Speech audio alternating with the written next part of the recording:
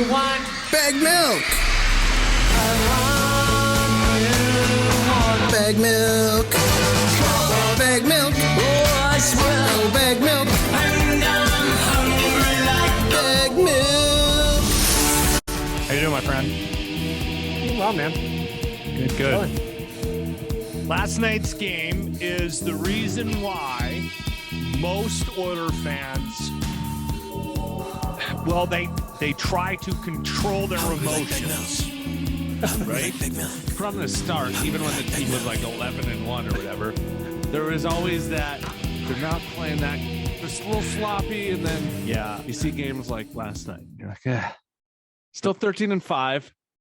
Thoughts, Yeah, I Baggedmilk? mean, I think that at some point you had to expect that the Oilers were going to have a stinker, and that was exactly what it was, right? I mean, you guys are right that they hadn't necessarily played all that well, even though they were winning games, but they were still finding a way to win. Whereas last night they were just so flat. They were just so flat, and it was frustrating to watch because right from the jump they looked like they were a step behind, and then when you tag 2 power play goals on against in the opening period, you're chasing again. And that was a problem. The Oilers have now given up the first goal in 8 of the last 9 games. So that's a real issue. Combine that with the fact that they've lost their entire left side of their defense over the last 5 days. And all of a sudden, you got a little problem there. I was going to ask, is there a plan? Because they lost Keith last night. Ankle. Darnell Nurse is still out with a broken finger. What do they Darnell do? Nurse out, Keith out, Cuckoo out. So right now our default, I mean, it could be any variation, I guess, but our default is to have Philip Broberg, who has played his second NHL game as the number 1 left-handed defenseman, or you put Chris Russell up there, which also isn't ideal because that's just fighting above his weight class. So what's the plan? I don't know. Strap in and hold on and hope for the best, I guess. Yeah. Do we have any news about Keith? Because he tweaked an ankle or something like that. He's old, so we're in sort of that Mike Smith territory where At that age where you wake up wrong. Yeah, you pull a hammy and you're out for 2 weeks or 3 weeks. Yeah, I mean, it just looked like a really innocuous, innocent play, right? He was passing the puck across and he hurt his back. But like, I mean, I'm nearly the same age as Duncan Keith. I hurt my back getting out of the shower, so I get how this happens.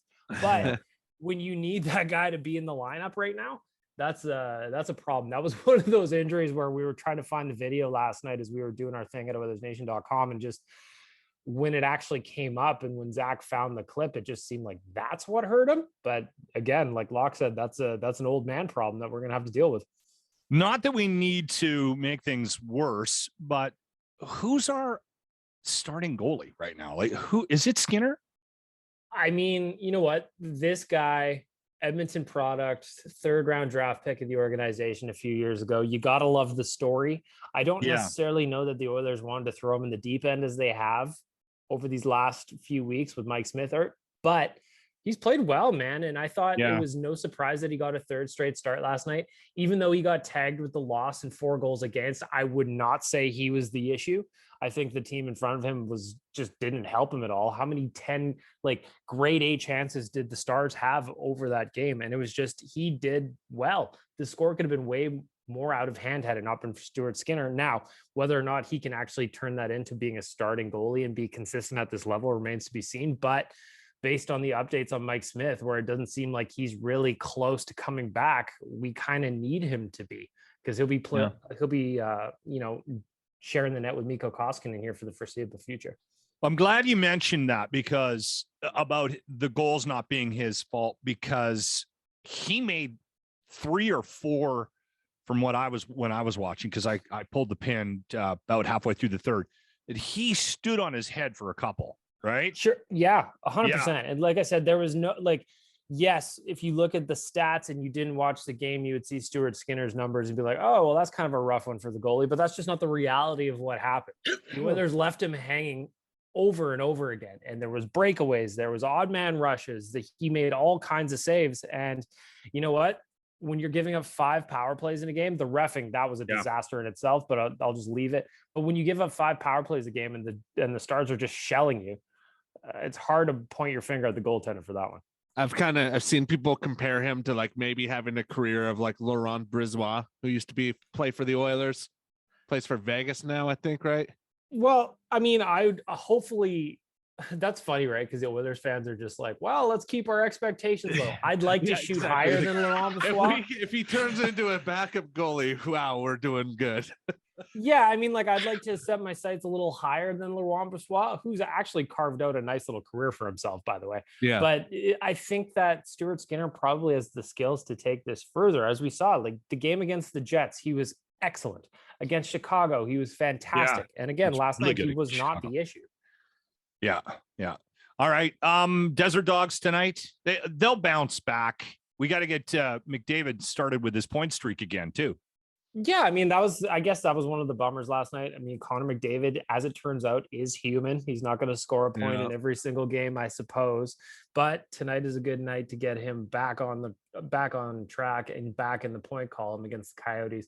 They are not good. The Coyotes are terrible. And this is a team that the Oilers should beat 9 out of 10 times. My concern is looking at the lineup right now, specifically at that left side of the defense, being like, well, is this going to be that 1 out of 10 where they don't show up? I'm hopeful. That's not what I need. I'm betting with my heart tonight that the Oilers are going to win. So we'll see what happens. Coyotes are bad. This should be a win, but we'll see what happens. Could be one of those games where it's 9-8 for the Oilers, right? It could be. It could Just be. like the game the other night with the blind goalie. Yes, we got to keep an eye on that guy. I want to get him on the show. If anybody knows the blind goalie in town, if you got contact information, send it to us. Have you heard this story, Baggedmilk? I have not. No. Okay. It was in Edmonton, rec hockey. He made his debut this week. Playing rec hockey. He's just blind. Yeah. And he was the goalie. Did they have one of those beeping pucks? There's the teammates were yelling, butterfly, left side, glove.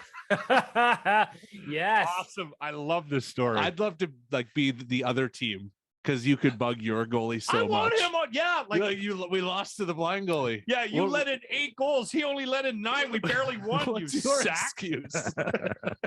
I love that. There's nothing not to like about a story about a blind goalie playing rec hockey. Exactly. Of course, it's in that. Edmonton. Of course, it's in Edmonton. And then the fact that the guys are yelling at him to make saves is the best part of the story. It doesn't make any sense. I love this. I'm going to try that with our goalie on the Pigs. Baggedmilk, Oilers Nation. Thanks for your time, my friend. Thanks, boys.